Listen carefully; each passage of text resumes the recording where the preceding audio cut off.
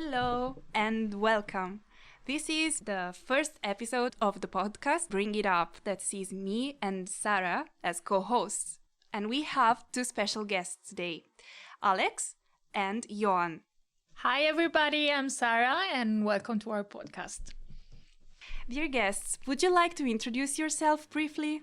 Hi, I'm Johann. I'm 19 years old. I'm from Berlin and I'm working as a volunteer in Thessaloniki since 1 month, and I'm here for 8 months, and I'm working in a refugee day center. Yes. Hi, I'm Àlex. I'm 26 years old and I'm here in Thessaloniki since 2 months ago. I'm a journalist and I am working for a digital magazine called Balkan Beats, an NGO called Balkan Hotspot, and we all work together creating content in a young way, let's say. So, for our first episode, we're going to talk about something very interesting that is going to happen this week. On the 25th of November is the International Day for the Elimination of Violence Against Women. So we wanted to dedicate this first episode of our podcast in order to introduce the topic and chatting and discussing about this very broad topic that is so important and widespread worldwide. In order to exchange opinions and see what this day represents and why this day has been chosen to be the day for the elimination of violence against women, and what's behind it.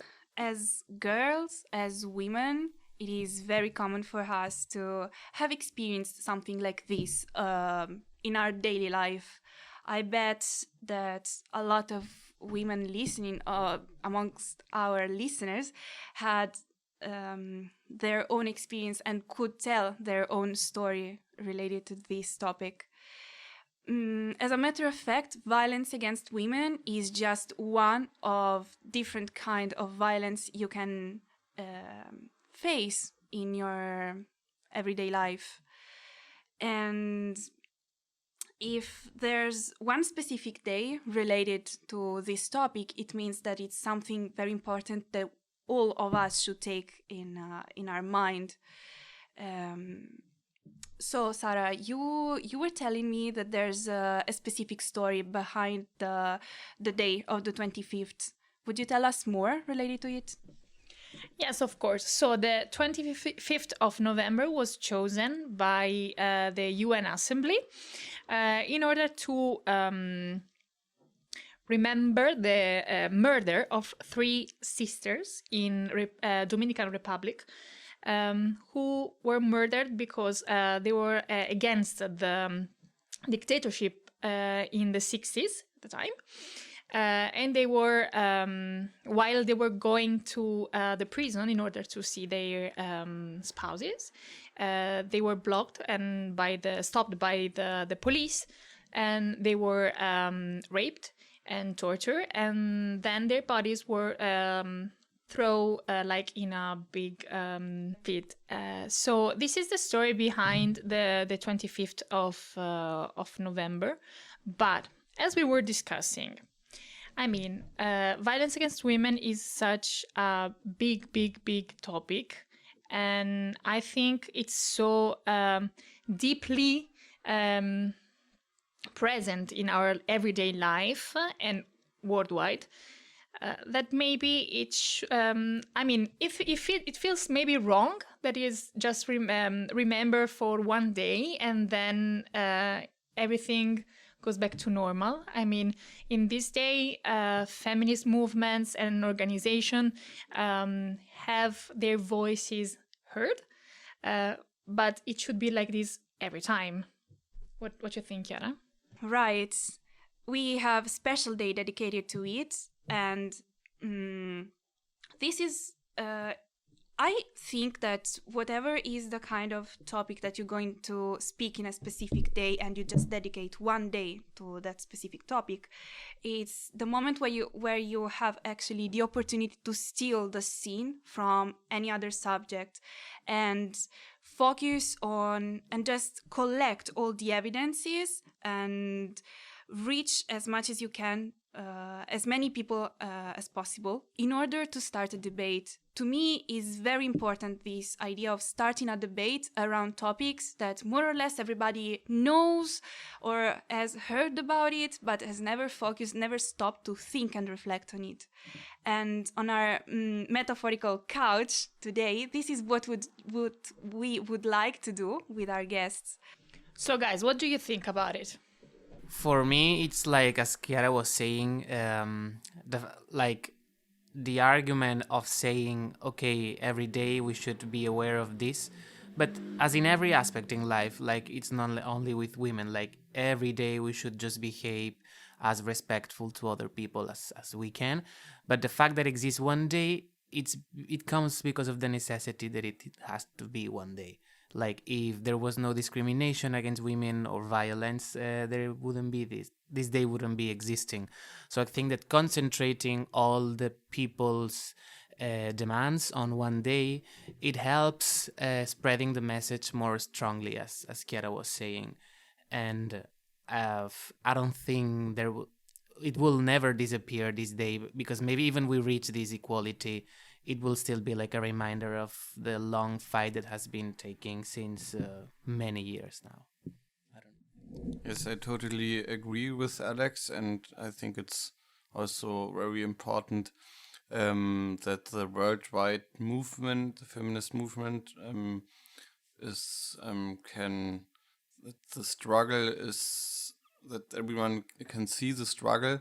And there are so many different types of activities like flash mobs or this podcast or I don't know, demonstrations and something like that. And it's really important that is aware the whole year, but on one day everyone can see these activities and these different activities, and everyone can join them and being creative and shows his own opinion and his own statements on the topic. Yes.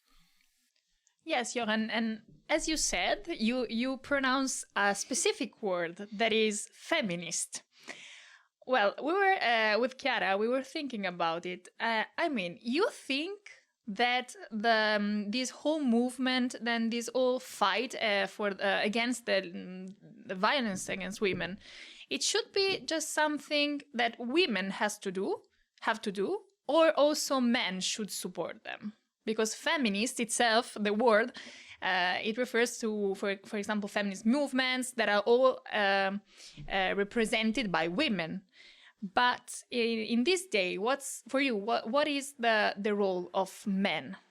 I think that is really important that the men knows about the violence, about the problems, and also join the movement. Or I think it's also important that men teach other men about the violence and about the patriarchy structures in our society, because if they're only fighting women, it's like a fight men's against women's, and I think that should not be the right way. And I think it's very important that men support the movement also, because I think it has even more effects if men say to other men, hey, look, there are some problems, look at your behavior, look what you make every day.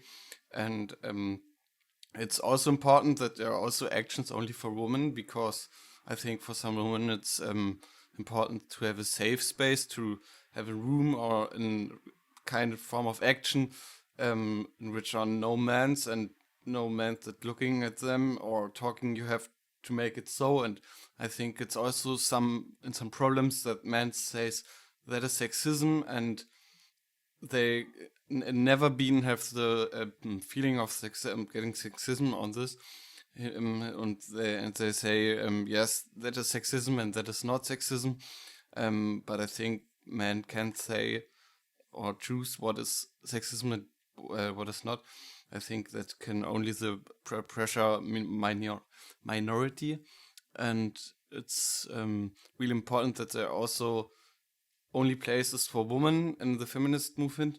But I think it's also important that there's some actions who can men join and understand the problem. And yes. Yes, because I mean, we're trying to reach gender equality, and I mean, I think the whole gender thing, it can be considered like more fluid than just men and women, but this is just my opinion. But yes, we can't take in consideration just the women's side if we are trying to reach gender equality. I mean, feminism is a part of gender equality, is an instrument we have in order to reach gender equality. But I think also that men play a huge role in this fight, and they have to support women in some ways. Maybe not stealing the show, let's say, and because I mean statistics and numbers speak for themselves. I mean the acts of violence against women are much more widespread than acts of violence against men, but it doesn't mean that this doesn't happen. I mean, I see that the best way, I see it from the other side, let's say. The best way for me to help this fight in a day where it's your day is staying at home and supporting you from the other side. Because as you were saying, it's the day of violence against women. And sadly, the ones who perpetrate this violence are men. So even though I support you and I think, of course, I want gender equality and I believe in feminism, the best way to help you is being for one day in my house and seeing how you are protesting and how you are a big group of people showing how discriminated you are and showing that you are all together and strong. I mean, at least because of this movement of feminism all around Europe, this year in Barcelona, well, not because of COVID, or last year, you had different kind of demonstrations, and there was some demonstrations that everyone could go, and some others who are just for women. And I think this way people can choose, and everyone can feel comfortable in their situation. But I understand that some women can not feel comfortable with men around when it was in one single day because it's their own fight. As I think women got to vote, I don't know how many years ago, it was a fight of women, and the same for LGBT people, even though LGBT, for example, now it's more like pride, and I think we lost a bit the focus on that.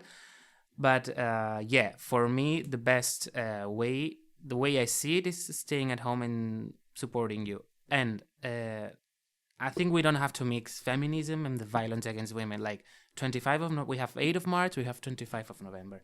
So gender equality, okay, but if you just see the numbers, for example, in Spain, it's my country, it's what I can talk about. Last year, 55 women were killed by their husband, ex-husband, boyfriend, how you call it, and no men were killed by the opposite. So the numbers are clear, and I think we need to focus on that. And there is one part of the society that is killing another part of the society. And I think that the media should not be talking about domestic violence or gender violence, because the violence is not of gender, it's from men to women. So it's machismo violence or even feminicide. I don't know why we talk about genocide, because if it's the gens, we need to talk about feminicide, because I'm killing you because you are inferior, you are a woman. And I think that I've seen in the last 5 years a huge change in the media how they are treating this topic. And it used to be domestic violence, then violence at home, then gender, and now they're talking about machist violence. And I think we need to ponder on that for a second. I like the way you put it also on a linguistic side, because what you said, as a matter of fact, there's a word describing killing of your own wife, which is uxoricide, from Latin, but as a matter of fact, does not exist a word for a woman that kills its own husband.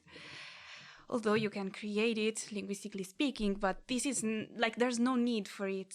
Although I understand your point, because you say it's like 1 year we can fight, and then there's a specific day where you highlight the problem. I understand your point, Àlex, but meanwhile you were speaking, there was a clear image that appeared in my mind, and it's more a practical thing. In Rio de Janeiro, there are metro stations, and the wagons of the train have a specific condition that during daylight, from 8 a.m. to, if I'm not wrong, to 5 p.m., there are specific wagons only for women, and no man is allowed inside of it. And at the beginning, I wasn't expecting it to be like this, because it's not what I'm used to in Rome. There's not such a division. So the first time I was feeling like, why there's the need for something like this? Asking to other women, they told me that there's like sexual harassment inside of the wagons when they are full of people because of the working days. There are two things that happened. The first one is that when a man, maybe he was like, you might also say that probably he did not realize he was walking inside this wagon that was not meant for him in that time. All women were responding in a super aggressive way, even though he was just like, he wasn't behaving in a way that would make you feel endangered. And this is something I did not appreciate very much, maybe because I did not grow up in that context.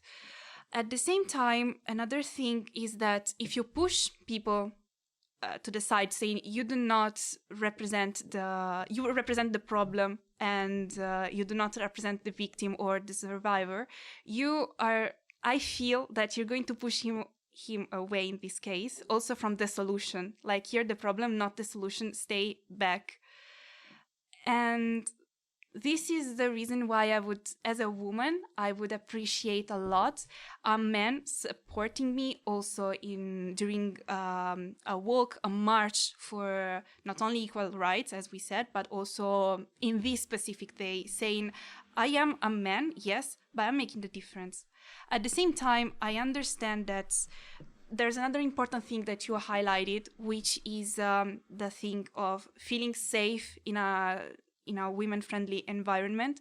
And if the woman that suffered a violent attack from a man would not feel safe if surrounded by men, even though they look harmless, but not dangerous. So I don't know if actually there can be a point where you say, yeah, it should be like this or it should be not. What do you think, Sarah? I mean, as you said before, this kind of behavior women usually have against men. Let's say you are the one that are perpetrating the violence, so you are the problem and you cannot be the part of the solution. I think it's a very dangerous way to see to reach, let's say, the goal, whichever it is, equality or the elimination of violence against women. I mean, it's like building an even higher wall between men and women, because you're not part of the process for reaching the goal of eliminating violence against women. But you cannot eliminate the violence if you don't work with the problem, with the ones that are creating the problem. So as you said, Chiara, I also really, really appreciate when men support women in this case, or if in a protest or in manifestation in the street during this day, I see men support with women, walking with women.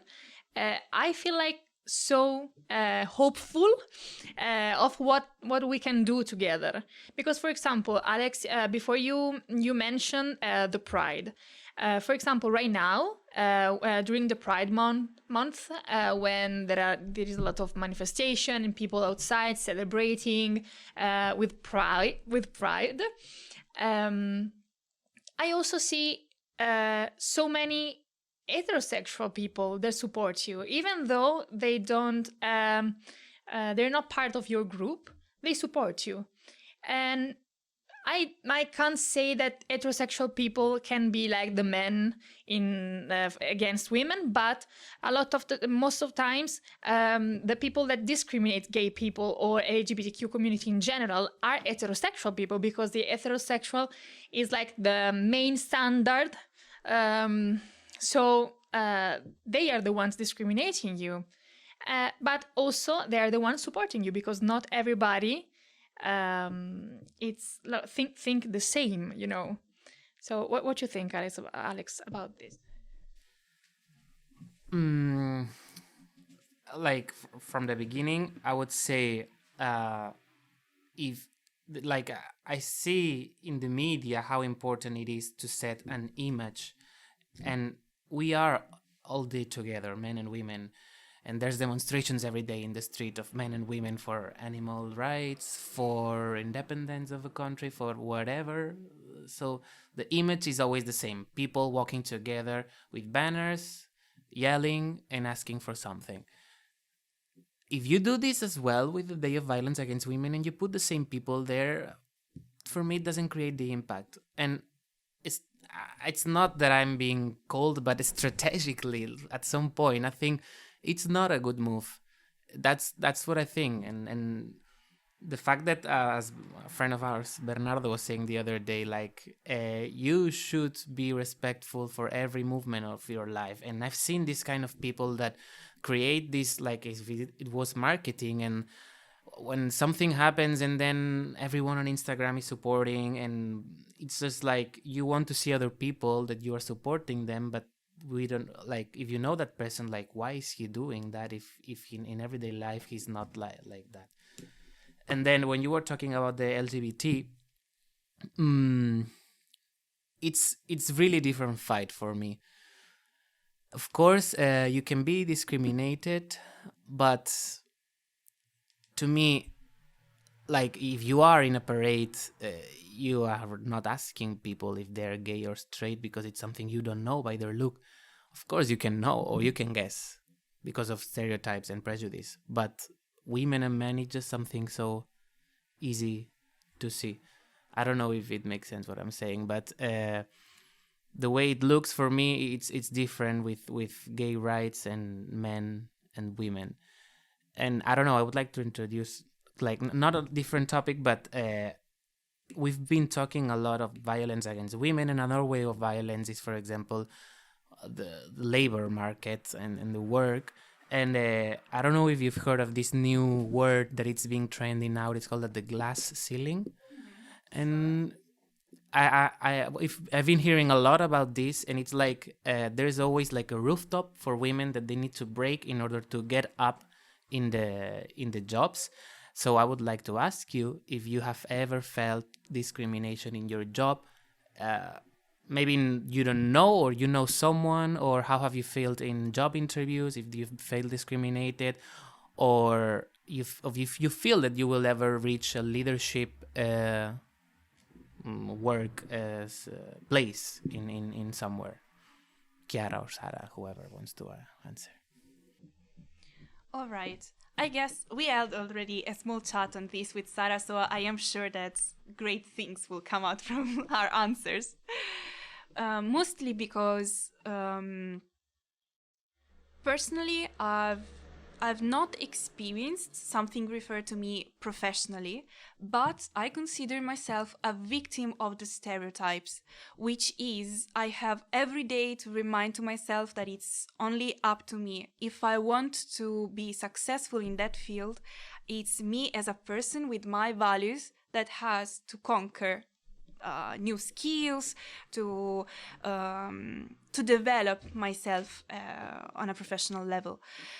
Because there are so many times that for me it's easier to sleep in the idea of saying, well, maybe this is a man's field. I don't know. Maybe all people dealing with this topic are men. So I don't know. I don't know if I can imagine myself being among them. Yes, as you said, probably it's just a matter of image. I mean, I don't see myself represented in that field. I don't feel like I can reach that field. But if I look at people just by their, as they are a group of humans, then yes, of course, I am integrated into it. And here again is a matter of self-reflection and mostly of self-awareness of things. And Sarah? Yeah, when you ask the question, I thought about two things. The first one is that, yes, when, for example, you apply for a job and you do a job interview, a lot of the times, maybe not every field, but a lot of the time, people ask you, for example, if you're in a relationship, if you want or you're thinking about starting a family soon, because women, working women, and like the whole family thing, you can't really reconcile your job, your career with your family, because you don't have enough time to dedicate to your job in order to go up with the level, I mean, and invest time in your career and also dedicate time to your job and to your family and raising children. So most of the time women have to choose. I prefer my career over my family, or I want to stay at home or work less because I have to raise my children, because my husband, my partner, whatever, doesn't have the opportunity to do so. And this is another topic that probably we could like go in much deeper, but I mean, we don't have time maybe. But yes, and the other thing is that for a woman, being like in a high level, like, I mean, being the boss, it's much more difficult, because if you are the boss and you're a woman and men work for you, they don't accept easily the figure to have the figure of the woman that she's the one that gives them the orders and tell them what to do. So yeah, also I think this is why in the work field you can't really find many CEOs or like important figures in work that are women.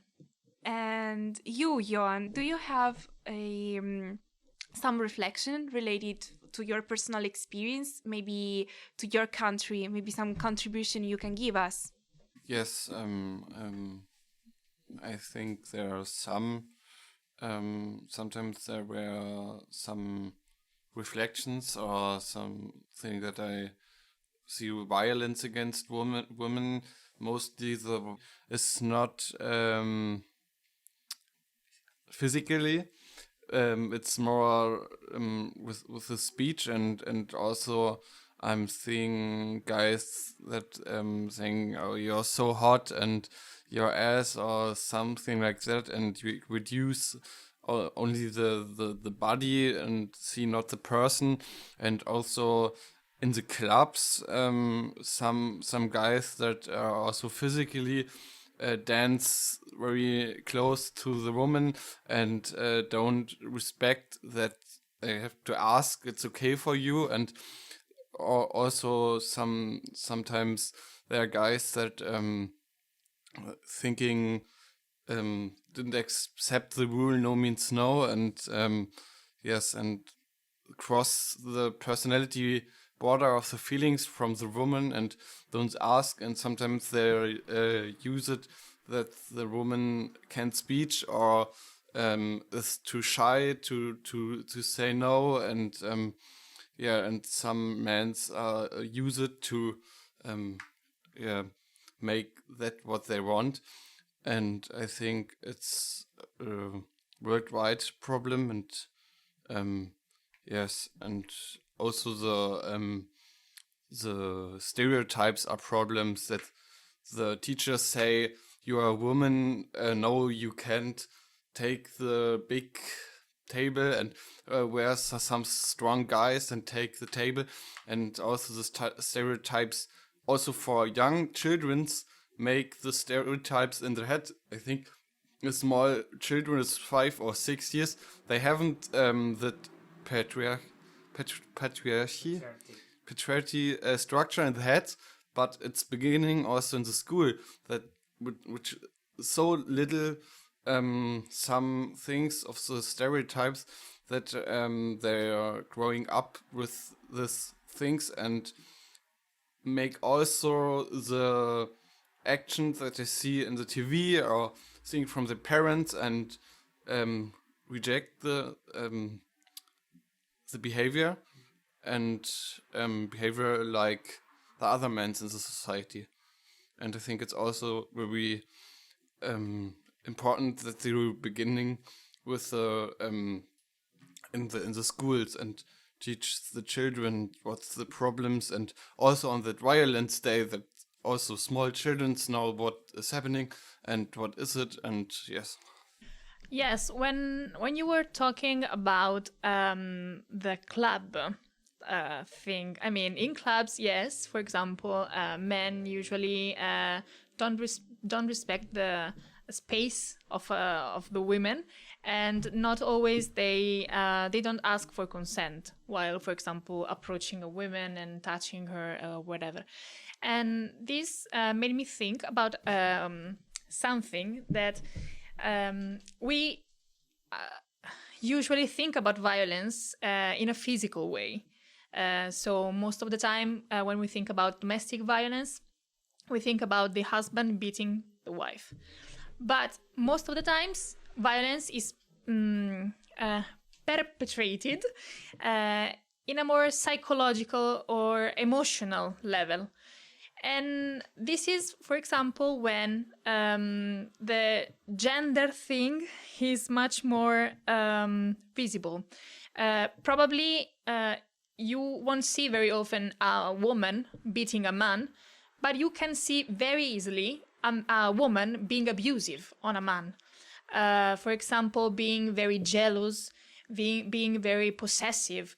And this is violence. I mean, this is psychological violence against a man, and it's something that happens every day. Every day. I almost among my friends, my very own friends, I see this kind of behaviors every single day. The way they act and their behavior with their friends or their boyfriends, and sometimes they are really abusive. But you don't see it as violence against men. And this is why I think dedicating just one day for violence, for the elimination of violence against women, again, it builds a wall that distinguish the violence, the two types of violence that for me are just based on gender. So it's not just men against women, but it's also women against men. But usually you forget about it. But okay, I'm sure that there must be people being jealous, being abusive, or all of these things you're saying. But we cannot put in the same box being in a relationship and being in a toxic relationship, not trusting in your boyfriend, with killing someone. And I don't think this is enough reason to build a day of the men.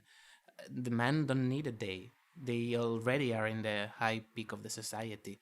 They don't need a day to remember their violence against men. I mean, I don't think this is happening, and there's no numbers on that. And the fact that I know someone who is jealous about someone doesn't build for me an excuse to remember men as a victim. They are not victims because they are men, because they are in a relationship, but not because they are men. It's not their gender which is being the problem on the psychological violence they are suffering. It's consequence of two people who are in a relationship, for example. But the fact that a man kills a woman, it's because she's inferior and he feels in the power to do that. I don't think we are talking about the same thing.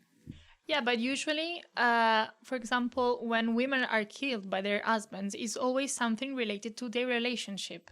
It's like the most aggressive and violent act you can do towards a person, but it's always like a consequences because the woman doesn't want to stay in the relationship anymore, or for example, the man is extremely possessive and jealous of the woman. So if he can't have her, so no one can have her. And that's why he killed the woman. So yes, of course, like just checking your boyfriend's phone because you're jealous and you don't want him to write to other girls, it's not comparable to killing your wife because when she goes to the supermarket, she speaks with other men. But it happens. It's the same thing. It's the relationship between men and women. And of course, killing a person is a much more violent and aggressive act. But the mechanism, for me, that stays behind, it's the same. The thing that seems to me the most important one is related to raising awareness, because we are speaking about women killed or women violated or women victim of several kind of abuse. But what stands behind is the culture itself, and not only the culture that can be maybe very patriarchal society, and this is one kind of culture. There's also something related to not knowing where the violence starts. What is the first action that has been taken towards you to hurt you? You, as a woman, you might not be able to recognize that it was already a violent act against you. And this is why I feel that the 25th of November, as a day dedicated to violence, is a day to raise awareness, not only to the humankind of humans in general, but also to those women that are not aware of the fact that their husbands are being abusive towards them. Because as we were saying, when we were speaking about several kind of abusiveness, I was thinking, how many women are not working and they are totally dependent on the economic side from their husbands? And how many husbands are using this as an instrument of taking some control on their lives? And when you have, for instance, your own sons, you don't want them to live probably in poverty. So you decide to, if you don't have your own work and you cannot empower yourself anyhow, then you say like, okay, I will keep on suffering, but I will save my children. And like, this was just a focus on the fact that, to me, the root of the whole problem is awareness that you can raise on a specific day, probably speaking about it in school or just by watching in TV. And in fact, Alex, when you were speaking about the way that news puts the situation is super important. The way media talk about any kind of issue is super important because it has such a strong power to influence what readers and listeners think about the same topic. So when you see a change, if you have been able to witness such a change, it is already a good sign, a sign of hope for the whole community. Yes, and while you were talking about this, for example, when media talk about the 25th of November, for example, I think we should focus more on the meaning of the words we are using. Because I was thinking that the elimination of violence against women. I mean, it's very different talking about violence against women and talking about gender-based violence, because sometimes we use these two sentences, these two words as synonyms, but they are not. I think that violence against women is a part of gender-based violence, but sometimes we use gender-based violence to describe violence against women, but it's not, because gender is a much more wide meaning, and also includes violence against men, violence against transgender people, violence against whatever has to do with gender. So I think it's very important to differentiate the meanings of these two words, because sometimes you can get very confused. So, I will use a hook starting from what Sarah said. Àlex, I believe that when we speak, for instance, about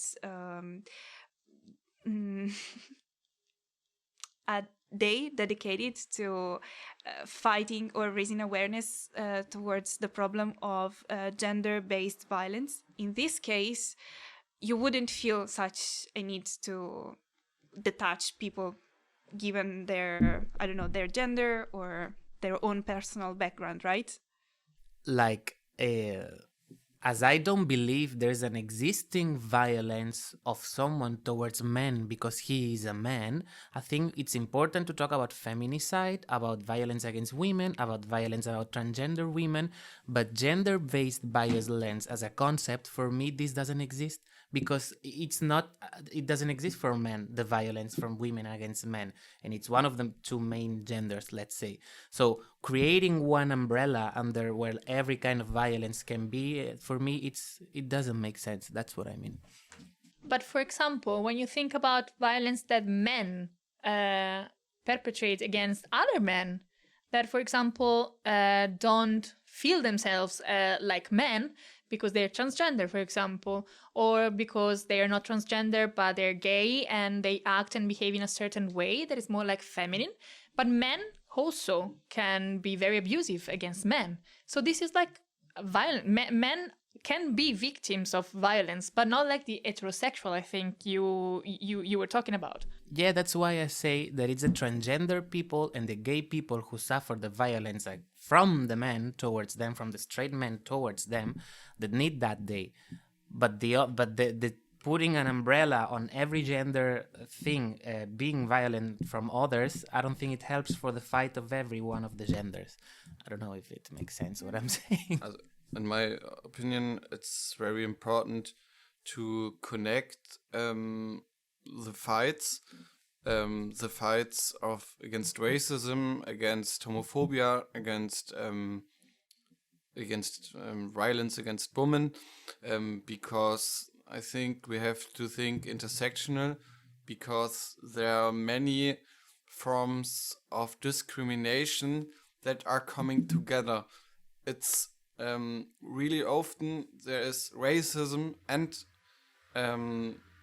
violence against women together. It's most of the time it's not only one part of discrimination. I think it's important to see that it's the whole thing, and there are also, I think it's also, if you're a black gay guy or so, they're adding so many types of discrimination. And I think if you made the fight, yes, we have this day only for violence against women, but I think every time you have also to struggle the different fights together, because I think it's very important that you not only thinking about one discrimination, because the whole types of discrimination are inside with others.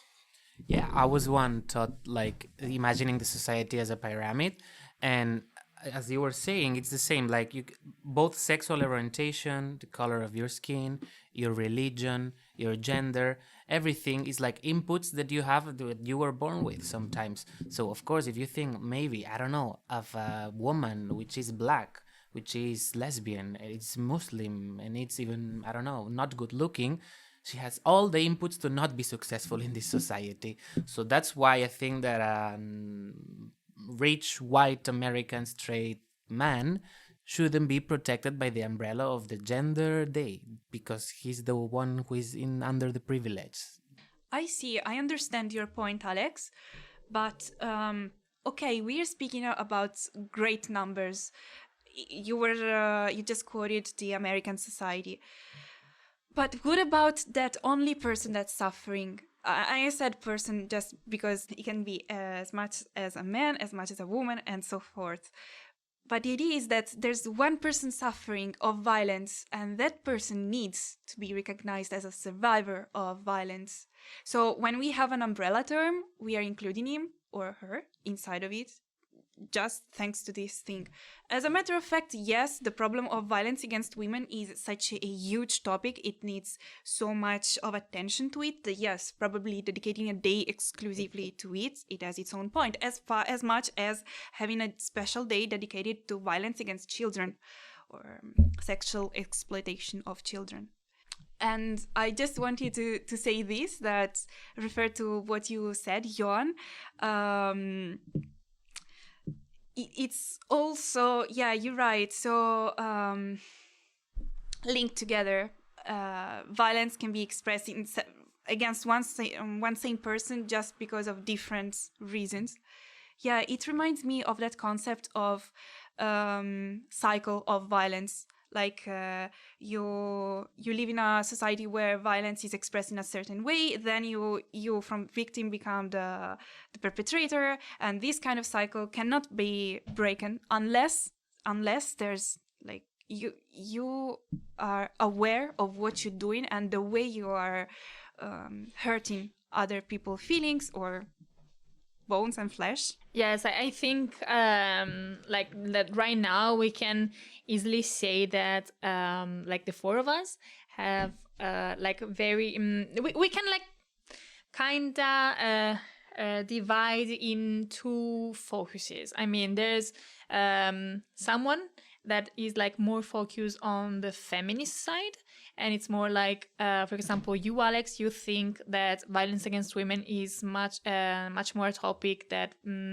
it's a fight the woman has to do in order to gain equality.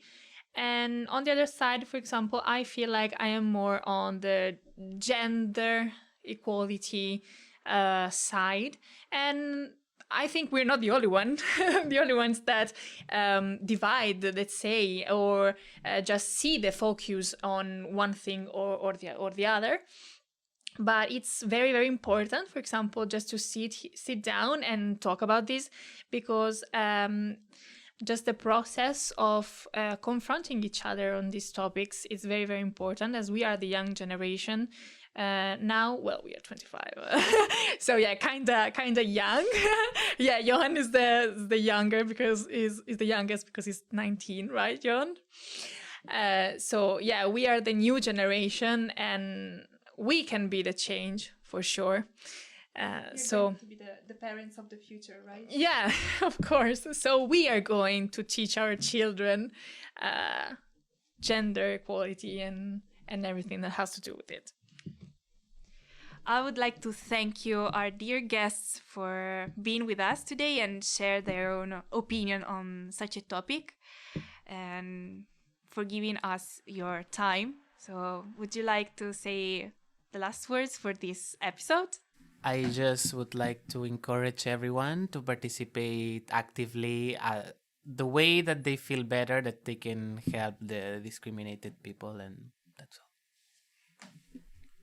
Thank you for the nice discussion and the podcast, and I hope that everyone, also every man that hears the podcast and thinking about his own privilege and reflect their own behavior every day. And also, if you thinking you are a feminist or you are in the struggle or like this and thinking about this, that you also thinking about every day. knew about your own behavior, and that you're not saying I'm in the struggle and I'm here and I'm against violence, I make no violence, and then I'm fine, and yeah, that it is. And yeah, I think that is also important. Yeah, thank you. So thank you again to our guests. The discussion has been amazing, and stay tuned for the other episodes that are going to come up in the next weeks. And also follow us on our social media, because we are going to dedicate this whole week to this topic with various initiatives. And yeah, I think that even if we have different ideas of how we can fight violence against women, the very, very important thing is that we keep on doing it. Whatever the process is, or whatever the way it is that we prefer, it's very important that we keep on doing it. Well said, Sarah. And to our listeners, just take this whole week as a great opportunity to dig deeper into this important issue and to become also more aware of your role inside fight against violence. Thank you very much, and see you next time. Bye!